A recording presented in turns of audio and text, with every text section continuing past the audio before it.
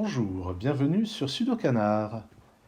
Je continue de faire des vidéos pour préparer le prochain Sudoku Grand Prix et ce Sudoku Grand Prix propose une variante que j'aime beaucoup, comme toutes les variantes à connotation arithmétique, qui s'intitule Matrax Sudoku.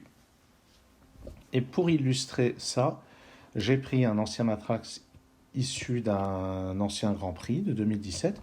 En fait, il y en a eu un en 2019, mais j'ai déjà fait une vidéo dessus, donc j'ai décidé d'en prendre un autre. À l'époque, c'était organisé par les Pays-Bas, de même que là, c'est organisé conjointement par les Pays-Bas et l'Allemagne. Donc ça, il est probable que ça sera du même auteur. Je ne sais pas si c'est Arvid Bars ou Richard Stolk, mais je ne serais pas surpris que ce soit le même. Donc la grille, la voici. Et le principe, en plus des règles habituelles du Sudoku, c'est qu'il y a un petit peu d'arithmétique. Le O signifie odd en anglais. C'est l'abréviation de odd en anglais qui signifie impair. Donc ça signifie qu'autour de ce O, de celui-ci et de celui-là, il y a exactement 4 chiffres impairs. Donc tout ça, c'est des chiffres impairs. Sinon, les autres indices sont des indices de type arithmétique avec à chaque fois une opération et un résultat. Par exemple, cet indice signifie qu'une multiplication donne 9, et plus précisément deux multiplications. Les deux multiplications en diagonale donnent 9. Donc par exemple, ici, ça sera 1 fois 9 ou 3 fois 3.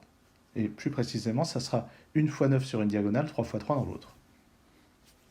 De même, il y aura un produit égal à 8 dans ce sens-là, une différence égale à 6 dans ce sens-là et dans ce sens-là, et ainsi de suite. Et c'est ça qui va remplacer les chiffres donnés en général dans une grille standard. Cette grille rapportait à l'époque 56 points, ce qui correspond à une durée idéale de résolution de un peu plus de 8 minutes. Et je ne sais pas si j'ai encore ouvert quelque part. Non, je ne l'ai pas. Bon, flûte. Donc, je n'irai pas vérifier, mais je crois que c'est un total à peu près de cet ordre-là pour le Sudoku Grand Prix de cette année. Donc, ça devrait être une difficulté comparable. Alors, pendant que j'expliquais les choses, j'ai déjà remarqué quelque chose. Vous voyez que là, on a 4 chiffres impairs, mais ici, pour avoir un produit égal à 9, c'est forcément des chiffres impairs aussi. Donc tout ça, c'est des chiffres impairs. Donc tout ça, c'est des chiffres pairs. Donc on verra si ça sert à un moment. Un produit égal à 9, c'est forcément 3 fois 3 ou 1 fois 9. Donc je vais placer déjà un 3, 9 comme ceci. De même, un produit égal à 16, c'est ou bien 2 fois 8 ou bien 4 fois 4. Donc je vais noter ceci. 4 fois 4 en diagonale, c'est possible, puisque ce sont des chiffres qui ne se voient pas. Ici, un chiffre impair qui donne un quotient égal à 2, ça ne peut être que 1 ou 3. Et on l'associe à ce moment-là à 2 ou 6. 2 si c'est avec 1 et 6 si c'est avec 3. Là, on a 4 chiffres impairs, et celui-ci a une différence de 4 avec celui-là, donc ça, c'est aussi un chiffre impair. Donc là, on a tous les chiffres impairs qui sont présents ici. Alors notez qu'avec un produit qui vaut 8, le seul chiffre impair possible, c'est 1, avec 1 fois 8. Et l'autre produit sur la diagonale, c'est 2 fois 4. Comme ceci. Maintenant, donc ici, on a deux chiffres impairs, ça peut être 5 et 9, ça peut être 3 et 7.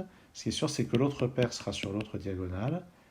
Ça sera donc deux chiffres pairs. Ça ne peut pas être 2 et 6, puisqu'il y en a un qui est là. Donc c'est 4 et 8. Et l'autre chiffre parmi 2 et 6 est là. Hop. Je vais refaire ce 8, sinon je vais me sentir mal. Et où va-t-on regarder maintenant ? Ben là, on a encore une division par 4 avec un chiffre impair, donc ça ne peut être que 1 ici et 4 là. Donc je n'ai pas de 1 ici. Donc ça va être soit 3 fois 3, soit 9 fois 1. Donc je n'ai pas de 9 ici. Maintenant j'ai une paire 1 et 3. Donc ça c'est un 9 par contre. Ça c'est un 3 qui va donc mettre un 3 ici, un 1 là, un 2 ici, un 6 là. Et un 1 là pour que le produit soit égal à 9. Alors, désolé si je suis allé un peu vite. J'aime bien mes déductions en cascade de temps en temps. C'est vrai que j'ai peut-être un peu abusé. Cette autre division qui donne 4, c'est forcément avec 2 et 8. Et il nous reste... bon, là-dedans, ça va être 2 chiffres impairs parmi 5, 7 et 9.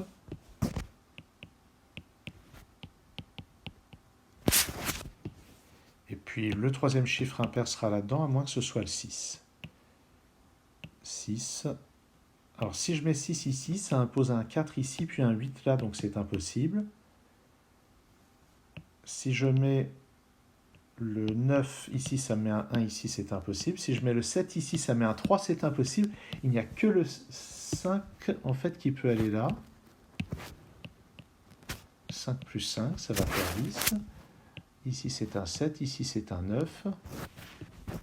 Et le 6 pour finir. Et puis ici c'est un 1 ou un 9, on ne sait pas encore lequel. Ces deux-là ont même parité, mais c'est trop tôt pour décider laquelle. Là-dedans, il me reste 5, 7 et 9. D'après ce 9, on va avoir 5 ou 7 ici, et un 9 parmi ces deux-là. Ce 7, est-ce qu'il me renseigne? C'est pas certain. Le 7 peut être ici, mais il peut être ici avec un 3. Si on se donne 5 et 9, 5 ici et 9 là. Ça, ah, mais au fait, ce 4 ici, il me donne un 2 ici et un 4 ici, ce qui peut me donner ce 2 là du reste. Et ce 2 ici me donne un 8 là et un 2 ici.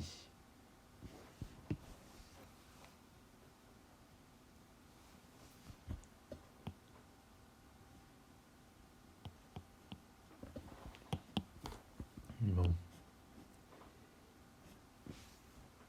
Où est-ce que je regarde maintenant?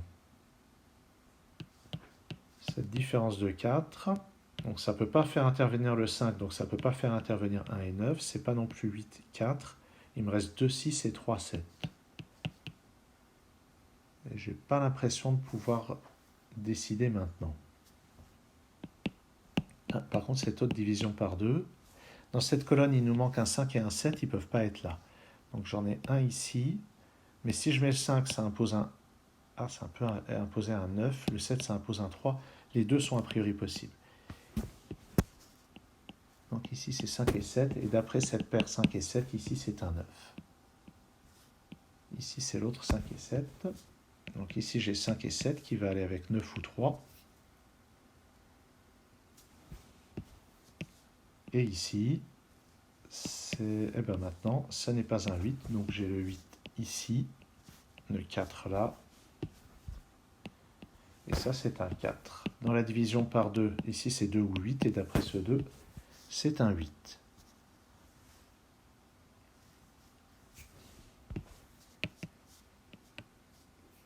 Dans cette colonne, il me manque 9, 3 et 7. Ici, ça ne peut être qu'un 3. Et au passage, ça, c'est pas un 9. Donc, il me manque 9 et 7.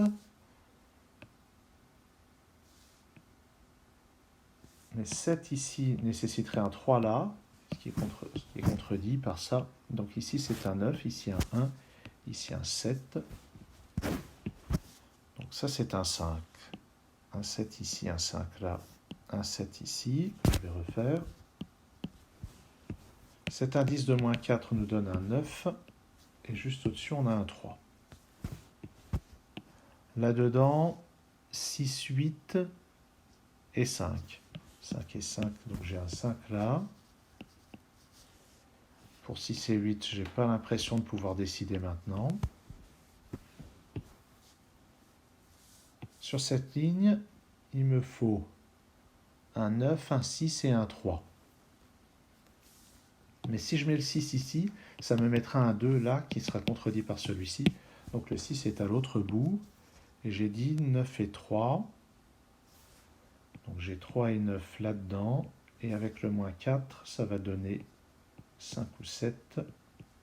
Et je les mets de manière qui correspondent. C'est-à-dire que c'est exactement toutes les possibilités écrites à gauche ou bien toutes les possibilités écrites à droite.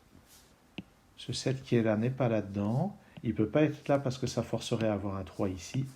Donc je mets le 7 ici. Et ça va résoudre tout ce que j'avais dit. C'était la solution de gauche. Là-dedans, il nous faut 2, 6 et 4. C'est forcément 2 et 6 là-dedans et 4 là.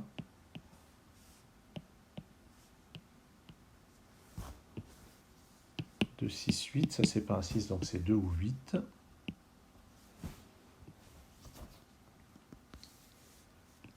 Là-dedans, une différence de 6, ça peut être 9 moins 3, 8 moins 2, 7 moins 1.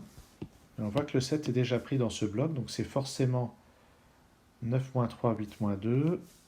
Et avec ça, en fait, on sait où placer le 9 et où placer le 8. Donc ça fait 2 ici, 3 là. Il me reste à placer 1 et 6, donc comme ça. Ici, je dois avoir un 9 et un 6. Ben voilà, ça c'est résolu. Juste en dessous, il nous faut 1, 4 et 5. Là, ça ne peut être qu'un 4, 1 et 5. Juste en dessous, 2, 3, 7.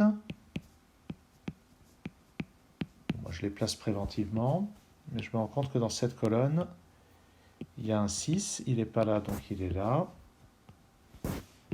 Différence de 2, ça ne peut pas être un 4, donc c'est un 8.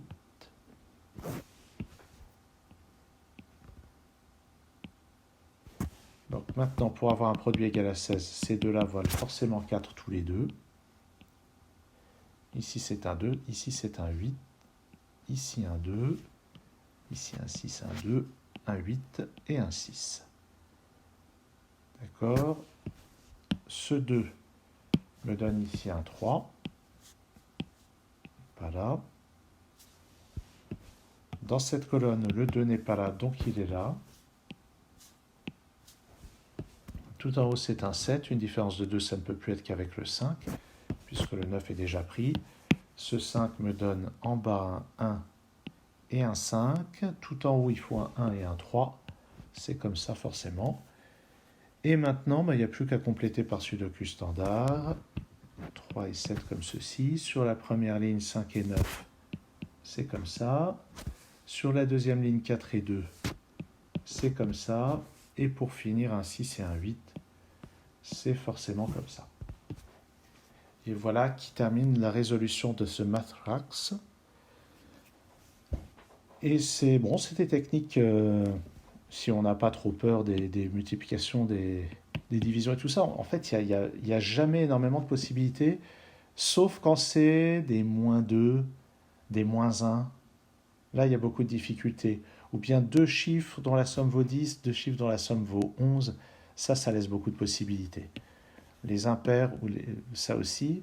Par contre, si on nous met des pairs, ça veut dire que les 4 chiffres sont pairs, que les 5 autres sont impairs. Ça, c'est plutôt bon signe. Mais ce qui a vraiment été décisif pour commencer, c'est les intersections comme ceci entre un groupe d'impairs et une opération à résultat pair. Une opération à résultat pair comme multiplication qui donne 8, division qui donne 2, c'est tout de suite très restrictif. Ça nous a imposé le 1 à plusieurs endroits, sauf que là, ça pouvait être 1 et 3 a priori. Merci d'avoir suivi cette vidéo et à très bientôt sur Sudocanard.